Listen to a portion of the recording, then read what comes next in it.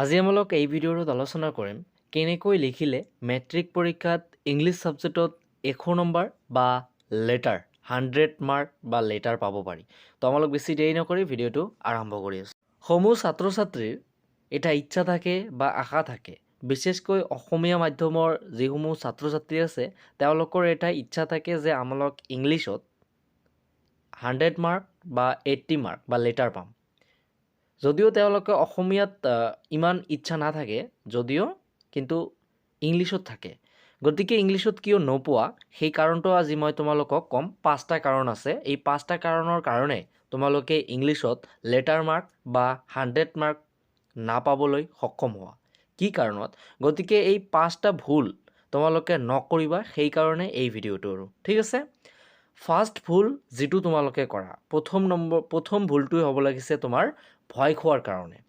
First exam English থাকে, তোমালোকে ভয় খোৱাৰ কাৰণে বহুত কিবা কিবি মিষ্টেক হৈ যায়। মিষ্টেক হোৱাৰ কাৰণে তোমালোকৰ মাৰ্ক কমি আহে। তোমালোকৰ ভয় খোৱাৰ কাৰণটো কি যে মেট্ৰিক পৰীক্ষানো কি, প্ৰথম পৰীক্ষা আৰু ইংৰাজীটো কঠিন ছাবজেক্ট হয়, মিষ্টেক হয়, এইকাৰণে ভয় খোৱা। কোনে আহিল কোনে নাহিল এইবিলাকে তোমালোকে দেখি থাকা, সেইকাৰণে আৰু ভয় খাই থাকা। আৰু কি তোমালোকে যিহেতু প্ৰথম পৰীক্ষাটো ইংৰাজী, সেইকাৰণে তোমালোকে বহুতে 3 দিন বা 2 দিন ইংলিছৰ কাৰণে ৰাখা, য'ত ইংলিছ পঢ়ি ৰিভাইজ দিবই নোৱাৰা। সেইটো এটা তোমালোকৰ কাৰণ। এইটোৱে প্ৰথম কাৰণ হয় তোমালোকৰ ভয় খোৱাৰ কাৰণে তোমালোকে কম পঢ়া ইংলিছ। কাৰণ ইংলিছটো প্ৰথম পৰীক্ষা আৰু বাকী ছাবজেক্টটো পঢ়িব লাগিব। মই মানিছোঁ বাকী ছাবজেক্টটো পঢ়িব লাগে, গতিকে পঢ়িবা। ইংলিছৰ কাৰণে 5 দিন বা 4 দিন ৰাখিবা। এতিয়া তোমালোকে 2 দিন ৰাখা, 2 দিন ৰাখাৰ পিছত 2 দিনে তোমালোকে পঢ়িবা নে ৰিভাইজ দিবা? পঢ়া কমপ্লিট কৰিলা, লিখা কমপ্লিট কৰিলা, কিন্তু ৰিভাইজ দিব নোৱাৰা। গতিকে এইটো ভুল যাতে আৰু নকৰা তোমালোকে, ঠিক আছে। 2 নম্বৰ যিটো ভুল তোমালোকে কৰা, কুৱেশ্যনৰ এনচাৰ কমকৈ লিখে বা বেছিকৈ লিখা। যেনেকুৱা এটা প্ৰশ্নৰ মাৰ্ক আছে 2 নম্বৰ, তোমালোকে লিখি থৈ আছা 3 নম্বৰ বা 3 নম্বৰ বা 1 নম্বৰ। কাৰণ তোমাৰ কোচিং মাষ্টাৰ বা স্কুলত তোমালোকক সেই কুৱেশ্যনৰ লিখাইছে 1 নম্বৰী, গতিকে তোমালোকে লিখিলা 1 নম্বৰী। এতিয়া ঘৰত আহি তোমালোকে হিচাপ কৰিবা 2 নম্বৰ, গতিকে মাৰ্ক কেনেকৈ কম হয়? মাৰ্ক এনেকৈয়ে কম হয় তোমালোকৰ। লিখিছা 1 নম্বৰ কিন্তু 2 নম্বৰ আহি ঘৰত হিচাপ কৰিলা। গতিকে মই তোমালোকক এইটোৱে এডভাইচ কৰিম যে প্ৰতিটো কুৱেশ্যনৰ এনচাৰ বেছিকৈ লিখিব চেষ্টা কৰিবা। যিমান তুমি পাৰা সেইটো লিখিবা আৰু 2টা ৱৰ্ড বেছিকৈ লিখিব চেষ্টা কৰিবা তুমি নিজে বনাই। তেতিয়াহে তোমালোকৰ সেই প্ৰশ্নৰ যিটো মাৰ্ক আছে তাৰ পৰা একো মাৰ্ক কাটিব নোৱাৰিব যদি তোমালোকে সেই অলপ বেছিকৈ লিখা, ঠিক আছে।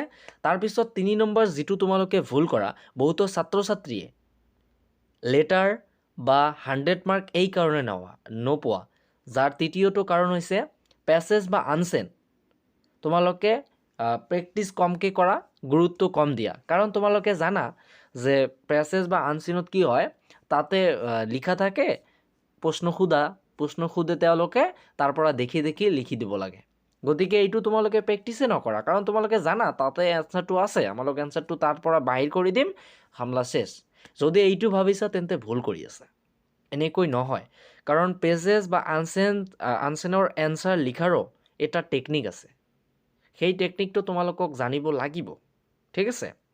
এতিয়া ধৰা আনচেনৰ প্ৰশ্নৰ এনচাৰ যিটো দিব লাগে তুমি তাত নিদি যিটো তাত একেবাৰে হুবাহু মাৰি দিলে নহয়। কাৰণ প্ৰশ্নটো কি সুধিছে, কোন কোন ৱাৰ্ড তাত লাগে সেইটো তোমালোকক দেখিব লাগিব, ঠিক আছে। তো এইটো ভুল যাতে তোমালোকৰ নহয়, আনচেন তোমালোকে গুৰুত্ব দিয়া, প্ৰেক্টিছ কৰা। আৰু 4 নম্বৰ ভুল তোমালোকে যিটো কৰা সেইটো হ'ব লাগিছে তোমাৰ লেটাৰ, ৰিপৰ্ট, এইবোৰৰ গুৰুত্ব কম দিয়া। কম্প্ৰিহেনশ্যন পাৰ্ট যিটো আছে, পাৰ্টৰ গুৰুত্ব একেবাৰে কম দিয়া। তোমালোকে লেটাৰ, ৰিপৰ্ট, এপ্লিকেশ্যন আৰু যিবোৰ আছে তোমালোকে কমকৈ গুৰুত্ব দিয়া, সেইবোৰ প্ৰেক্টিছে নকৰা। ষ্টৰি ৰাইটিং সেইবোৰ প্ৰেক্টিছে নকৰা, কাৰণ তোমালোকে ইংলিছত ৰাখাই 2 দিন, সেইকাৰণে তোমালোকৰ ভুলটো হৈ যায়। গতিকে এই ভুলটো নকৰিবা। তোমালোকে কম্প্ৰিহেনশ্যন যিটো পাৰ্ট আছে সেইটোত গুৰুত্ব বেছিকৈ দিবা আৰু লেটাৰ, ৰিপৰ্ট এইবোৰতো গুৰুত্ব বেছিকৈ দিবা। ঠিক আছে। তাৰপিছত একেবাৰে শেষৰ কাৰণটো, এই কাৰণটোৰ কাৰণেও বহুতো ছাত্ৰ ছাত্ৰীয়ে ইংলিছত লেটাৰ মাৰ্ক বা 100 মাৰ্ক নাপায় এই কাৰণটোৱে। ঠিক আছে। পেপাৰ প্ৰেজেণ্টেশ্যন, লিখাৰ ধৰণ, কাৰণ যিজন ষ্টুডেণ্টে 100 মাৰ্ক পাব বা 100 বা লেটাৰ মাৰ্ক পাব বা 80 পাব, তেওঁৰ লিখাৰ ধৰণটো কেনেকুৱা হ'ব লাগিব, সেই ষ্টুডেণ্টজনৰ খাতাৰ ষ্টাইলটো কেনেকুৱা হ'ব লাগিব, সেই ষ্টাইলটো তোমালোকে নাজানা, সেইকাৰণে তোমালোকে 100 বা 80 মাৰ্ক নোপোৱা। গতিকে যিজন 80 মাৰ্ক পাব, তেওঁৰ লিখাৰ ধৰণটো হেণ্ড ৰাইটিং কেনেকুৱা হ'ব লাগিব, তেনেকুৱা অলপমান ভাবা আৰু ভাবি চিন্তি তাৰপিছত কৰা। ঠিক আছে। লিখাৰ ধৰণ এতিয়াৰ পৰাই ঠিক কৰি লোৱা, কাৰণ পৰীক্ষালৈ অলপ কেইদিন আছে, সেইকাৰণে হেণ্ড ৰাইটিংটো ভাল কৰা, প্ৰেজেণ্টেশ্যনটো ভাল কৰা, লিখাৰ ধৰণ ভাল কৰা, কাৰণ তোমাকো পাব লাগিব 80 মাৰ্ক বা 100 মাৰ্ক।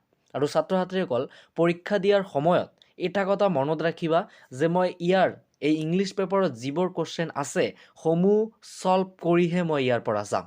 যদি এনেকুৱা মটিভেশ্যন থাকে বা এনেকুৱা মাইণ্ড থাকে, তাৰ পিছৰ পৰীক্ষাবোৰতো তোমালোকৰ এনেকুৱা প্ৰেজেণ্টেশ্যন আহিব, মাইণ্ড আহিব, চিন্তা আহিব, ধাৰণা আহিব, এনেকুৱাই। গতিকে প্ৰথম পৰীক্ষাটো ভাল কৰিবা। ঠিক আছে।